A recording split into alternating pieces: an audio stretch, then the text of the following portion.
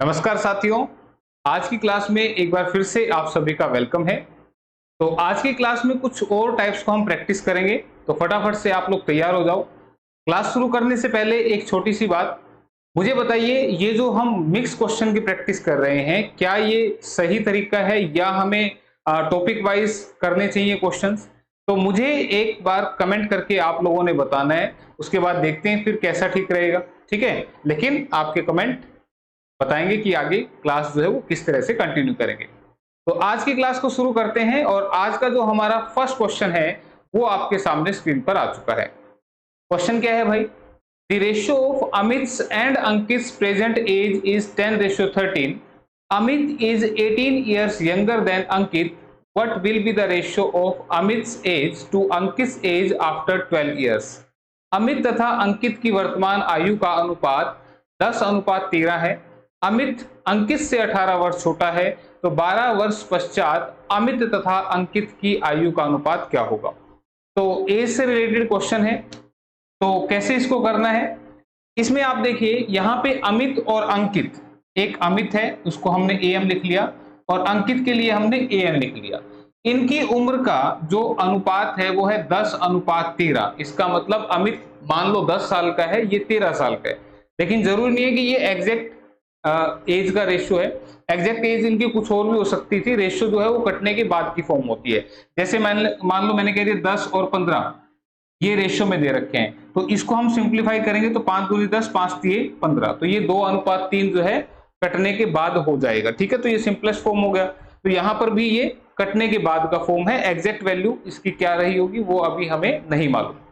ठीक है, तो इसने क्वेश्चन में कहा कि अमित जो है वो अंकित से 18 साल छोटा है। मुझे बताओ अमित जो है ये अंकित से, इसके हिसाब से अगर मैं कहूं कि अमित 10 साल का है, अंकित 13 साल का है, तो इसके हिसाब से कितना छोटा? तो तुम कहोगे सर जी 3 साल छोटा, लेकिन ये क्वेश्चन में 3 नहीं है भाई, ये 18 साल है। तो 3 अगर 18 बना रहा है तो एक क्या बनाएगा? 18/3 यानी कि 6। तो एक क्या बनाएगा? 6। 3 से इसको भाग लगा दिया हमने। ठीक है, तो एक 6 के बराबर है। ठीक है, तो एक अगर 6 के बराबर है तो ये जो 10 है ये किसके बराबर है? तो इसको 10 गुना कर देंगे, सॉरी 6 गुना कर देंगे। एक अगर 6 के बराबर है तो 10 किसके बराबर हो गया? 60 के बराबर, और ये किसके बराबर हो गया? 78 के बराबर। इसका मतलब इनकी जो वर्तमान आयु है इसकी है 60 साल, इसकी है 78 साल। क्या ये बात आई समझ में? क्लियर है? तो ये देखो 60 और 78 कहते ये कटने के बाद इनका रेशियो 10:13 का बना। ठीक है, क्लियर है ये बात? तो अब यहां से हमें इनकी वर्तमान आयु यानी कि प्रेजेंट आयु पता लग चुकी है, लेकिन क्वेश्चन में क्या कह रहे हैं कि 12 साल बाद अमित और अंकित की आयु का अनुपात क्या होगा? मुझे बताइए, अमित जो आज 60 साल का है, 12 साल बाद ये कितने का हो जाएगा? 72 का हो जाएगा। अंकित जो आज 78 साल का है, 12 साल बाद कितने का हो जाएगा? 90 साल का हो जाएगा। अब कह रहे हैं इनकी आयु का अनुपात क्या होगा? तो 72 और 90 का अनुपात अगर हम देखें तो इसमें से जो कट रहा है इसको काट दो। 18 चौके 72, 18 पंजे 90। आंसर कितना बनेगा? 4:5। तो 4:5 ऑप्शन नंबर 1 जो है वो इस क्वेश्चन का आंसर बन जाएगी। क्लियर है? तो क्वेश्चन बिल्कुल आसान है। एज का जो क्वेश्चन है ये आपका आता है एग्जाम में। ठीक है, तो क्वेश्चन को पढ़ते चलें और इस तरह से आपने इसको करना है। ठीक है, नेक्स्ट क्वेश्चन की बात करते हैं।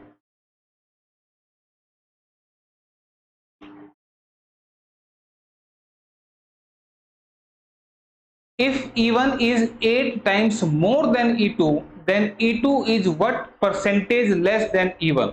यदि E1 E2 से 8 गुना अधिक है तो E2 E1 से कितने प्रतिशत कम है? देखो इस तरह के क्वेश्चंस में काफी बार दिक्कत आती है कि इसका परसेंटेज हमें कैसे कन्वर्ट करना है। तो स्टेटमेंट को एक बार ध्यान से पढ़ें। इसमें कौन है? पहली बात तो इसमें एक E1 है और एक E2 है। ठीक है, 2 है। अब उसने बोला कि E1 जो है E2 से 8 गुना ज्यादा है।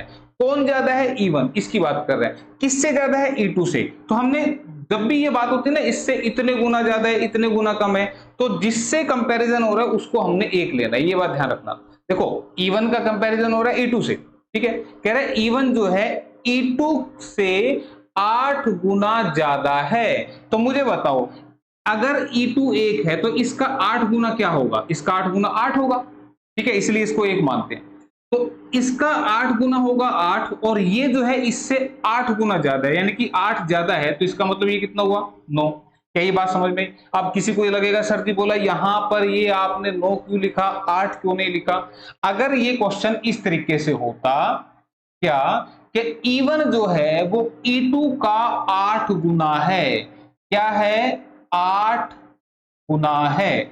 अगर ये ऐसे बोलता, ठीक है, कि E1 जो है E2 का 8 गुना, तो मुझे बताओ 1 का 8 गुना क्या होगा? 8 हो जाएगा। तब तो ये ऐसे लिखा जाता। ये बात आ रही है समझ में? लेकिन इसमें क्या बोल रहा है, इस क्वेश्चन में बोल रहा है कि E1 जो है E2 से 8 गुना ज्यादा है, तो इसका 8 गुना हुआ 8, और ये इससे 8 ज्यादा है, तो इसका मतलब ये फिर ये 9 हुआ, यानी कि इनका डिफरेंस 8 हो गया ना। ठीक है, क्या ये बात आई समझ में?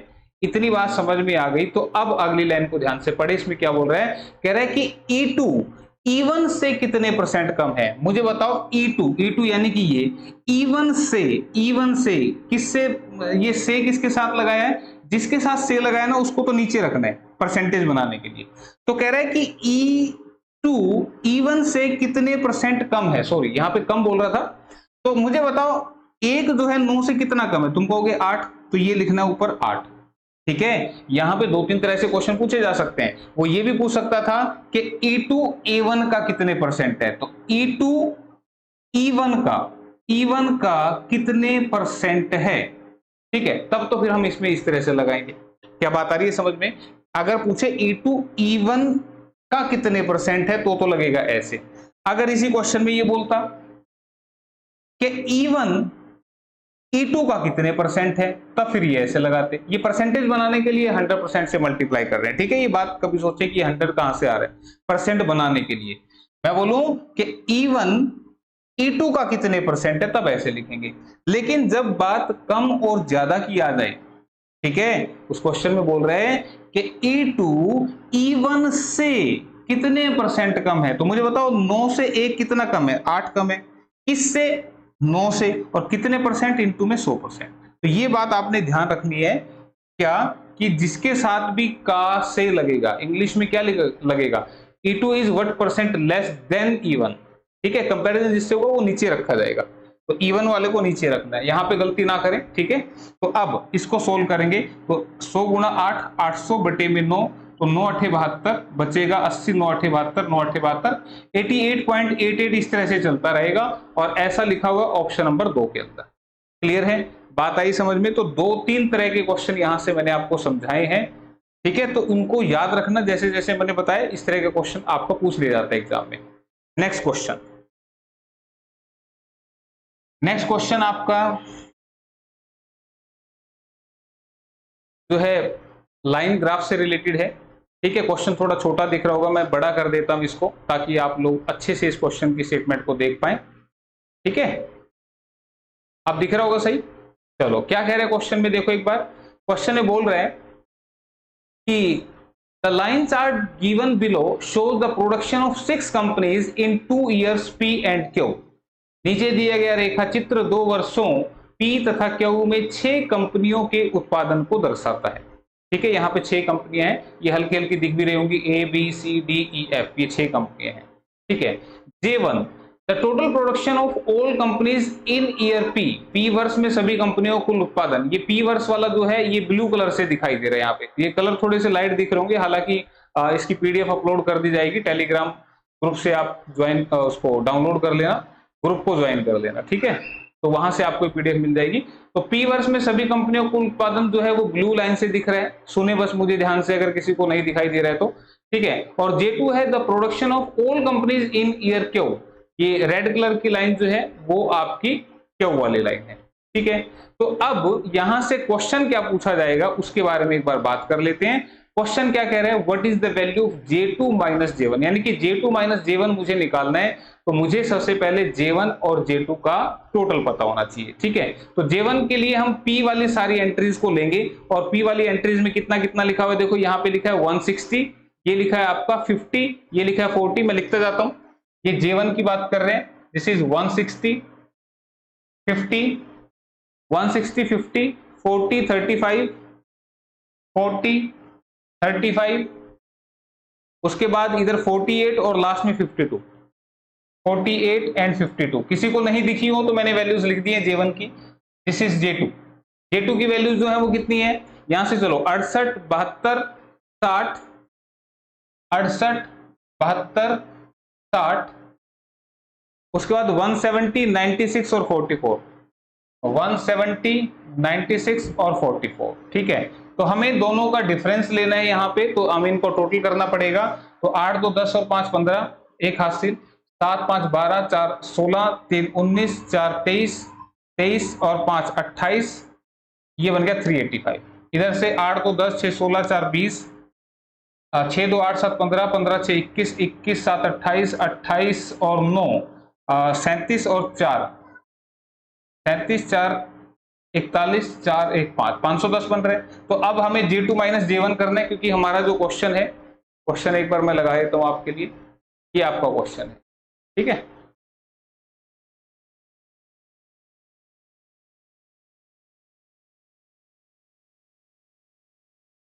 J2 माइनस J1, तो J2 कितना है 510, और इसमें से हमें इसको माइनस करना है, तो 10 में से 5 गए 5, 8 और 2 10 1, 125 125 हमारा बन रहा है, ऑप्शन नंबर 1 में लिखा हुआ है। तो ग्राफ वाले क्वेश्चन जो हैं वो इजी होते हैं, बशर्ते कि आपको कैसे अटेम्प्ट करना है इस पे थोड़ा सा ध्यान दें। ठीक है, क्लियर है? तो नेक्स्ट क्वेश्चन की तरफ बढ़ते हैं।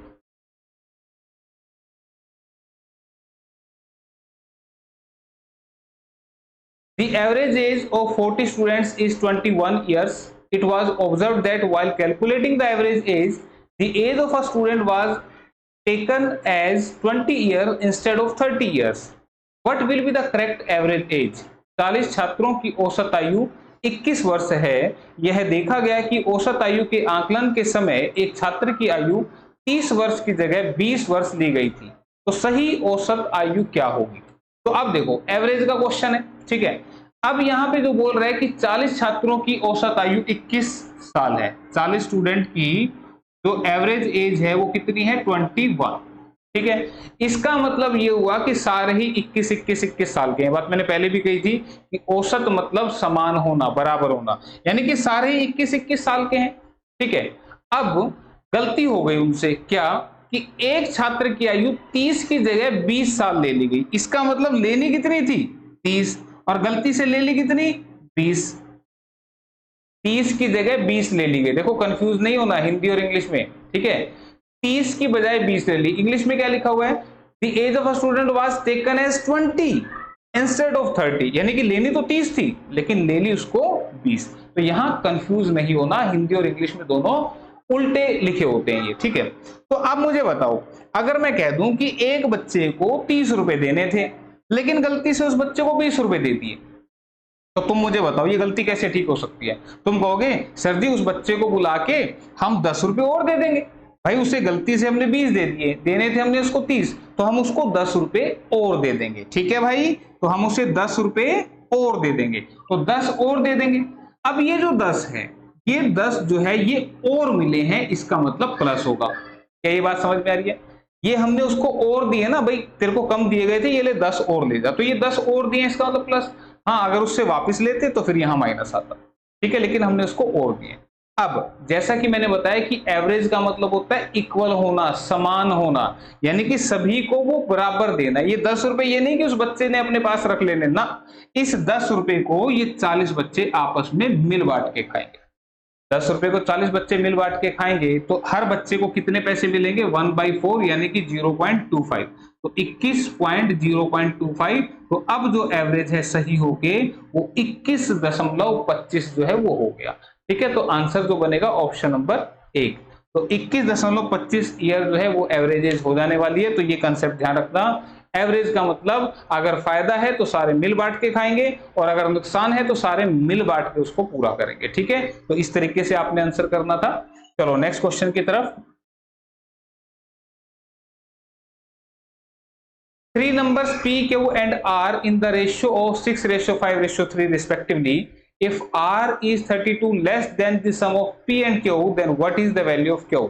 तीन संख्याएं P, Q, R का अनुपात क्रम से 6, 5, 3 है। यदि R P तथा Q के योग से 32 कम है तो Q का मान क्या होगा? तो बिल्कुल इजी क्वेश्चन है भाई। यहाँ P, Q, R का रेशियो दे रखा है 6, 5, 3। ठीक है, इसका मतलब इसके पास 6 है, इसके 5 है, इसके पास 3 है।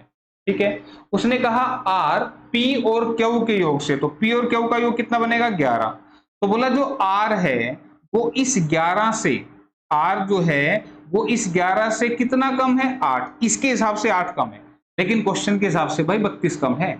ये बात देखो, आर जो है P और Q के योग से 32 कम है, तो P और Q का योग इसके हिसाब से 11, आर जो है वो 3, तो 11 और 3 कितना कम हुआ, 11 से 3 कितना कम है, 8, 8 की वैल्यू 32 है, तो 1 की वैल्यू कितनी आ गई, 4, 1 की वैल्यू 4 आ गई, तो पूछ रहे Q का मान क्या होगा, तो Q यानी कि 5 की वैल्यू पूछ रहे हैं, तो 4 गुना 5 कितना आ जाएगा, 1 अगर 4 के बराबर है तो ये 5 किसके बराबर बनेगा, 20, ये 1 की वैल्यू निकालनी होती है आपने, ठीक है, तो 20 आंसर ऑप्शन नंबर 3 में बनेगा। ठीक है भाई, क्लियर है ये बात। चलो next question, what is the compound interest compounding annually ₹14400 at the rate of 10% for 3 years, 14,400 रुपए पर 3 वर्षों के लिए 10% की दर से चक्रवृद्धि ब्याज वार्षिक संयोजन पर क्या होगा। ठीक है, यानी कि जो ब्याज है वो एनुअली कैलकुलेट होता है, इसके अलावा तिमाही, 6 माही, इस तरीके से भी ब्याज जो है वो मिलता है। ठीक है, लेकिन यहाँ पर एनुअल जो है वो आपको ब्याज मिल रहा है, वार्षिक ब्याज मिल रहा है, तो कह रहा है कि इसके लिए आपको जो ब्याज बताना है वो कितना बनेगा। तो अब आप इसको फॉर्मूले से ना करके एक मेथड याद रखना, अगर सीआई का क्वेश्चन, चक्रवर्ती ब्याज का क्वेश्चन 3 साल के लिए आ जाए तो आपने 3-3 एक मेथड है जिसे आपने याद रखना है। कैसे होगा वो मैं भी आपको सिखा दूंगा, बिल्कुल आसान है। ठीक है, यहां पर रेट ऑफ इंटरेस्ट, रेट कितना है 10%, 10% का फ्रैक्शन कितना बनेगा 1/10। ठीक है, ध्यान रखना 10%, जब भी परसेंट हटता है तो नीचे 100 लगता है, 0 से 0 कट गया, 1/10 बन गया। क्लियर है, तो ये आपका दर है। अब प्रिंसिपल वैल्यू कितनी है 14,400, तो आपने 14,400 रुपए लिखना है, इसकी मल्टीप्लाई करनी है इस दर से विच इज 1/10। ठीक है भाई, 10% यहां मल्टीप्लाई करेंगे तो मैंने इसको सीधा फ्रैक्शन बना के 1/10 लिख दिया। अब इसको जब सोल्व करेंगे तो देखो 0 से 0 कट गया, बचा कितना 1440। ये 1440 आपने 3 बार लिखना है, ये जो इस मेथड में पहली बार 3 लिखा हुआ ना, तो ये 3 बार लिखना है, 1440 1440 1440। कोई दिक्कत मेरे ख्याल से नहीं होनी चाहिए, कुछ मुश्किल बात की नहीं मैंने। फिर से ये जो आंसर आ गया 1440, इसकी मल्टीप्लाई आप फिर से इस दर से करेंगे, 0 से 0 कट गया, अब कितना बचा 144, इसको आपने फिर से 3 बार लिखना है। ठीक है, लेकिन कंडीशन क्या है, इस पहली लाइन में नहीं लिखना, आपने यहां से लिखना है कितना 144 144, और 144 यहां ना लिखें, यहां लिखें, क्यों, क्योंकि 3 बार लिखना था, तो 3 बार लिखने के लिए आप नई लाइन नहीं बनाएंगे, 2 बार तो यहां लिखेंगे और तीसरी बार आप नीचे शिफ्ट हो जाएंगे। ठीक है, पहली लाइन में नहीं लिखना था सेकेंड टाइम। अब फिर से ये जो आंसर आया था 144, इसका मल्टीप्लाई करेंगे 1/10 से, तो 144/10 काटे नहीं, काटेंगे तो फिर भाग करना पड़ेगा, 10 होने से पॉइंट लग जाएगा सीधा 14.4। तो ये लास्ट वाला जो एक है ये आपने लिखना है यहां पर, लेकिन लिखेंगे कहां पर, ध्यान रखें, पहली लाइन इसमें छोड़ दी थी, सेकेंड लाइन इसमें छोड़ दी, यहाँ पे थर्ड में जाके आपने लिखना है, और ये जो आ गया आपका, ये आ गया आपका टोटल चक्रवर्ती ब्याज। ठीक है, ऐसा क्यों हुआ, डिजाइन क्यों बना, ये मैं अभी थोड़ा सा बता दूंगा आपको, लेकिन फिलहाल हमारे पास आ चुका है आंसर, और इसको अब हम एक बार ऐड करके देख लेते हैं कितना बनेगा। 14 14 14 14 4200 ये बन गया, 40 40 80 40 120, 42 4300 60 बनेगा, कितना बनेगा 40 40 80 120 4320 बनेगा। ठीक है, इन सबको ऐड करना है आपने। ठीक है, मैंने 1400 1400 1400 लिया तो 42 से तो 1 हो गया, और 40 40 40 सबके पास एक्स्ट्रा थे तो 120 हो गए। ठीक है, तो 4320 हो गया। अब इनको भी करेंगे, इनको करेंगे तो 14 3 42 420 तो ये हो गए, और 4 4 4 3 12। ठीक है, 420 और 4 3 12, तो ये भी 400 कितने हो गए 32 हो गए, और लास्ट वाला कितना है 14.4।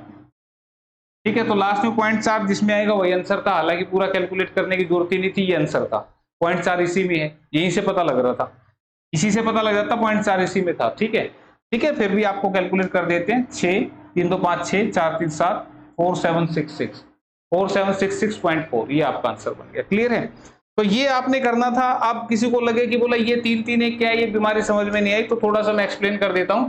यहाँ पे टोटल जो आपका प्रिंसिपल था वो कितना था, दिस इज 14400, और 3 साल के क्वेश्चन में ये 3 लाइनें लगाई जाती हैं। ठीक है, इसका 10% ब्याज पहले साल, 10% ब्याज दूसरे साल, 10% ब्याज तीसरे साल, 3 साल में इस तरह से ब्याज मिलता है इसका। ठीक है, तो इसका 10% यहाँ यहाँ यहाँ ये तीनों हमने निकाल दिए। फिर मैंने बताया था चक्रवृद्धि ब्याज ब्याज पर ब्याज होता है। ठीक है, तो मुझे बताइए क्या इससे पहले कोई ब्याज मिला? नहीं मिला, तो ब्याज पे ब्याज मिलेगा ही नहीं। ठीक है, अब चलते हैं सेकंड ईयर। सेकंड ईयर क्या इससे पहले ब्याज मिला? बिल्कुल। कितनी बार मिला? एक बार मिला। ये मिला ना इससे पहले, तो इस ब्याज पर फर्दर ब्याज मिलेगा 10% की दर से, तो इसका 10% निकालोगे तो 144 यहां पर आ जाएगा। ठीक है, क्लियर है? 2 साल का हो गया। अब चलते हैं तीसरे साल। तीसरे साल में क्या इससे पहले ब्याज मिला? बिल्कुल मिला। कितनी बार मिला? 1 2 3, 3 बार मिला, ध्यान दो। तो यानी कि थर्ड ईयर में इन 3 ब्याजों पर फर्दर हमें ब्याज मिलेगा 10% की दर से। तो इस पर भी 10% मिलेगा, इस पे भी 10% मिलेगा और इस पर भी 10% मिलेगा। सभी पे हमें 10%, 10%, 10% ब्याज मिलेगा। इसका 10% ये है, इसका 10% ये है और इसका 10% ये है। तो इस तरीके से ये आपका डिजाइन जो है यहाँ पर बन के तैयार हो जाएगा। तो इसी डिजाइन को मैंने बिना लाइनों के बनाया था इससे पहले, तो मैं 3-3 एक मेथड लिख के बता रहा था। तो मेरे ख्याल से दिक्कत तो नहीं होनी चाहिए भाई। वो दिक्कत है तो फिर भी बताना मुझे। ठीक है, तो ये पूरा समझा दिया, इसमें थोड़ा सा टाइम ज्यादा लगेगा लेकिन मेथड आना चाहिए। ठीक है, कई बार ये रेट ऑफ इंटरेस्ट अलग अलग होते हैं तो फिर इस मेथड से आपको करना पड़ता है। क्लियर? तो मैंने दोनों चीजें सिखा दी, टेंशन नहीं लेने का।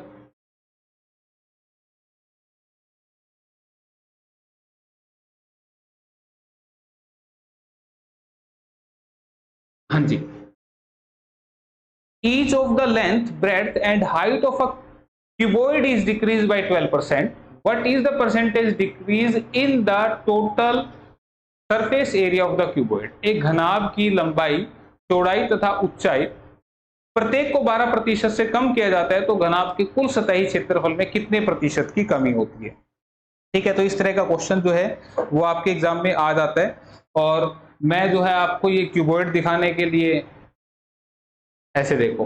ठीक है, ये क्यूबॉइड है, आपका घनाभ है, ये इसमें एल है, ये इसकी हाइट है और ये इसकी चौड़ाई यानी कि बी है। ठीक है, एक ईट टाइप की शेप या माचिस जो होती है वो भी आपका घनाभ होता है, क्यूबॉइड होता है। ठीक है, तो ये आपका क्यूबॉइड है, तो इसका जो कुल सतही क्षेत्रफल होता है, ठीक है, कुल सतही क्षेत्रफल, टोटल सरफेस एरिया। ठीक है, total surface area, total surface area क्या होता है भाई? इसकी सारी सतहों का क्षेत्रफल, यानी कि ये वाला फेस, मैं कह दूं कि यार ये ले लो और उसको सारे को पेंट कर दो, वो इसके टोटल सरफेस एरिया पे पेंट होगा। तो वो टोटल सरफेस एरिया होता है twice of L B plus B H plus H L. ठीक है, ये इसका फॉर्मूला होता है। इसके बाद इसका लेटरल सरफेस एरिया भी होता है। ये फॉर्मूले भी बता रहा हूं साथ के साथ ताकि आप चीजों को याद रखें, लंबे समय तक याद रहें। वो इसका अगर मैं बात करूं लेटरल सरफेस एरिया, जिसको आप बोलते हैं वक्र पृष्ठीय क्षेत्रफल, वो क्या होता है भाई? अगर मैं इसकी छत और इसका फर्श छोड़ दूं, अगर ये 2 पोर्शन छोड़ दिए जाएं तो कौन से पोर्शन बचेंगे? ये वाला पोर्शन, ये वाला पोर्शन, इधर से ये और इधर से ये वाला, यानी कि इसकी 4 दीवार बच जाएंगी। जिस कमरे में बैठ के आप क्लास को देखते हैं, मुझे बताइए उस कमरे के अगर छत और फर्श को छोड़ दिया जाए तो कितनी वॉल्स बचेंगी? 4 वॉल्स। तो उन 4 दीवारों का एरिया ही आपका लेटरल सरफेस एरिया यानी कि वक्र पृष्ठीय क्षेत्रफल होता है। कैसे निकलता है? इसका एरिया निकालने के लिए अगर आपको सामने से दिखाया जाए तो ये एक रेक्टेंगल यानी कि एक आयत दिखाई देगी और आयत का क्षेत्रफल होता है लंबाई गुणा चौड़ाई। तो इसमें ये एल है और ये एच है, तो एल इंटू एच इसका जो है वो बनेगा क्या? इस दीवार का क्षेत्रफल। जितना इसका है उतना ही इसकी पीछे वाली दीवार का, जितना इसका होगा उतना ही पीछे वाली दीवार का भी होगा। इसी तरह से इसका एरिया क्या होगा? B into H. ये हाइट है, ध्यान रखना, ये इसकी लंबाई होगी, तो बी है इसका नाम और इसका नाम एच है, तो बी इंटू एच, तो ये भी 2 बार आएगी। ठीक है, इन दोनों को ऐड कर देना, तो यहां से 2 कॉमन आ जाएगा। 2 के बाद एच भी कॉमन है, तो इसको थोड़ा सा अच्छा दिखाने के लिए कुछ इस प्रकार से लिख दिया जाता है, twice of L plus B into में एच। तो ये है इसका वक्र पृष्ठीय क्षेत्रफल। ठीक है, और बात करते हैं इसके वॉल्यूम की, आयतन की, जो कि होता है एल बी एच। तो ये 3 फॉर्मूले आगे कहीं भी क्वेश्चन आता है तो इससे रिलेटेड क्वेश्चन आपका बनेगा। तो ये मैंने सारे आपको बता दिए हैं, लेकिन क्वेश्चन में पूछ रहा है कि अगर प्रत्येक साइड को यानी कि लेंथ, ब्रेड्थ और हाइट को 12% से कम कर दिया जाए, यानी कि 100 अगर लेंथ है तो उसको 12 कम करके जो है 88 अगर कर दिया जाए, तो इसी तरह से चौड़ाई को भी, इसी तरह से ऊंचाई को भी कम कर दिया जाए 12% से, तो क्षेत्रफल में कितने % कमी होगी? तो इसके लिए आप जो फॉर्मूला लगाएंगे वो लगाएंगे x plus Y plus X Y upon में 100। ये जो फॉर्मूला है ये सबसे फास्ट आंसर निकालेगा इस पर्टिकुलर क्वेश्चन के लिए। ठीक है, यहां पर x क्या लेना है -12, y क्या लेना है -12। आप कहोगे सर जी ये माइनस माइनस क्यों लिए? ध्यान दो, यहां पर इसको कम किया गया है, ठीक है, उसको कम किया है इसलिए यहां पर माइनस लिया है। अगर प्रत्येक साइड को 12% बढ़ा दिया जाता तो फिर इनको मैं प्लस प्लस में लेता। ठीक है, बात आ रही है समझ में? तो अब इसको रखेंगे वैल्यू को, तो -12 माइनस माइनस प्लस हो गया। ठीक है, यहां पे जब रखेंगे वैल्यू को, दोनों माइनस माइनस मल्टीप्लाई करके यहां पे प्लस बन जाएगा। ठीक है, तो माइनस के 24 और प्लस के 144/100 यानी कि 1.44। ठीक है, तो 24 में से 2 माइनस करेंगे तो 22, और पॉइंट में 100 में से 44 गए तो कितना बना 56। तो ये माइनस में आ रहा है, इसका मतलब इतने परसेंट कमी होगी। अब मुझे कैसे पता लगा कमी होगी? क्योंकि ये माइनस जो है ये बता रहा है कि कमी है।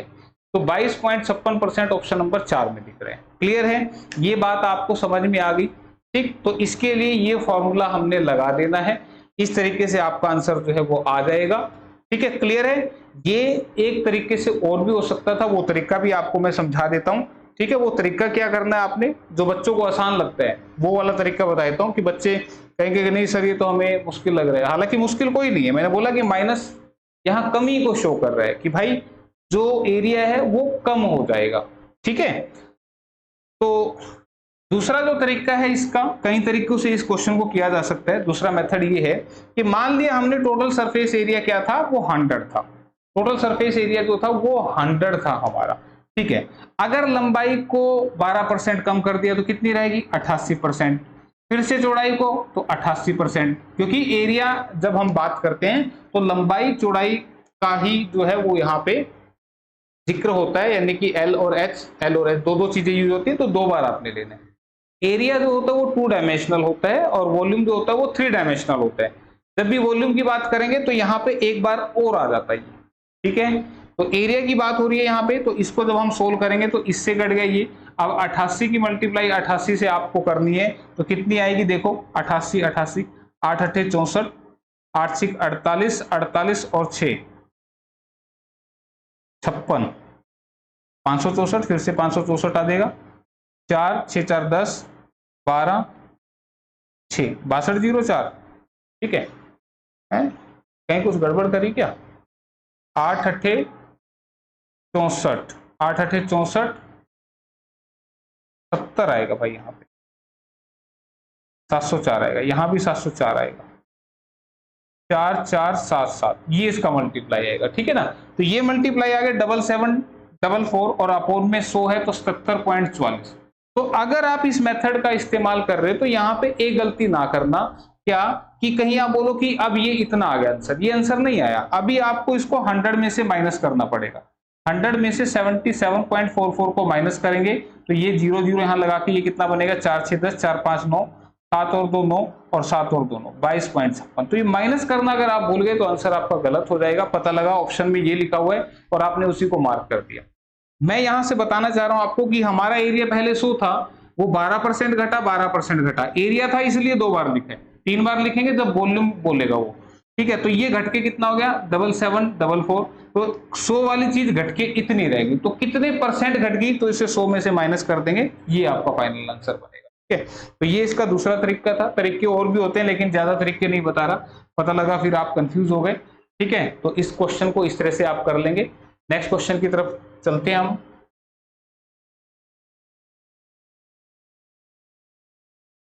For what values of m 859 m is divisible by 9। m के किस मान के लिए 859m जो है वो 9 से पूरा पूरा डिवाइड होगा। ठीक है, तो आपको बता दें कोई भी नंबर 9 से कब पूरा पूरा डिवाइड होता है, जब उसके अंकों का योग 9 से पूरा पूरा डिवाइड हो जाए। तो अब आप इसको जोड़ेंगे तो 8 5 13, 13 और 9 22, 22 में क्या प्लस कर दूं, ये जो टोटल है वो 9 से पूरा पूरा कट जाए। तो तुमने कहा 22 में सर जी 5 प्लस कर देंगे तो 22 और 5 27 होते हैं, जो कि 9 से पूरे पूरे कटेंगे, इसलिए आंसर बनेगा 5, ऑप्शन नंबर 1 में लिखा हुआ है। ठीक है, बात आई समझ में? तो इसको या तो आप पूरा जोड़ के कर सकते हैं या फिर आप इसको ऐसे भी कर सकते हैं कि 9 से 9 तो पूरा पूरा कट गया, बचा कितना 8 5, 8 और 5 का टोटल 13, 13 में क्या ऐड कर दूं कि पूरा कर दे, तो 13 में 5 ऐड करेंगे तो 18 बनेगा।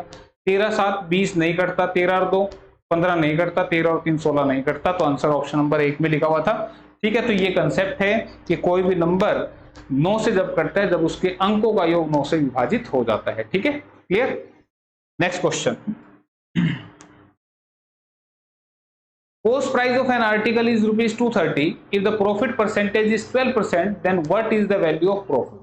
एक वस्तु का क्रय मूल्य 230 रुपए है, यदि लाभ प्रतिशत 12 है तो लाभ का मान क्या होगा? तो मुझे बताओ 230 का 12%, प्रतिशत हटेगा नीचे से, ऐसे कैलकुलेट होगा, इससे घटाइए 12 तिया 36, 12 दूनी 24 और 3 27, नीचे 10 होने से क्या लगा देंगे पॉइंट, तो 27.6 ऑप्शन नंबर 1 में लिखा हुआ, क्वेश्चन खत्म। ठीक है, बात आई समझ में, तो बिल्कुल ही आसान था भाई, 230 का 12% निकाल दो, वही तो प्रॉफिट है, यही पूछ रहा था। चलो next question, after giving a discount of 25%, a cycle is sold for ₹7200, what is the mark price of the cycle? 25% की छूट देने के बाद एक साइकिल को 7200 रुपए में बेचा जाता है, तो साइकिल का अंकित मूल्य क्या है? ठीक है, अब देखो समझना चीज, मुझे बताओ अगर 25% की छूट है, इसका मतलब 100 रुपए के सामान को आप 25 रुपए कम में लेके आएंगे, सीधी सी बात है, कोई रटने वाली बात नहीं है। 25% छूट का मतलब 100 का सामान 25 कम में मिलेगा, तो 25 कम में मिलेगा यानी कि 75 का मिलेगा। इसके हिसाब से 75 का मिला, लेकिन क्वेश्चन के हिसाब से 7200 रुपए, तो 75 की वैल्यू 7200 है, तो 100 की वैल्यू क्या होगी? 1 की वैल्यू क्या होगी? 7200 बटे 75, और 100 की वैल्यू के लिए इंटू में 100, 25 या 75, 25 चौके 100, 3 से काटेंगे, 3 दूनी 6, 3 चौके 2400 पे कटा, 24 चौके 9600, आंसर आ गया बस। ये है इसका क्या? एमआरपी यानी कि मार्क प्राइस। तो 9600 ऑप्शन नंबर 4 में लिखा हुआ है। क्लियर है? ये ध्यान रखना, कोई बोले कि 100 की वैल्यू करने के लिए, क्योंकि 100 ही जो है वो हमने ओरिजिनल माना हुआ है कि 25% छूट का मतलब 100 का सामान 25 छूट में मिला, तो 75 मिला ना, तो 75 की वैल्यू आपको दे रखी है 7200, तो 100 यानी कि ओरिजिनल रेट उसका क्या था, तो ओरिजिनल रेट के लिए इसको इंटू 100 कर देंगे, तो आंसर बनेगा 9600। ठीक है, तो ये थे आपके आज के क्वेश्चन, अगली क्लास में आगे फिर कंटिन्यू करेंगे। ठीक है, तो आज के लिए इतना ही, थैंक यू, धन्यवाद, बाय बाय, टेक केयर।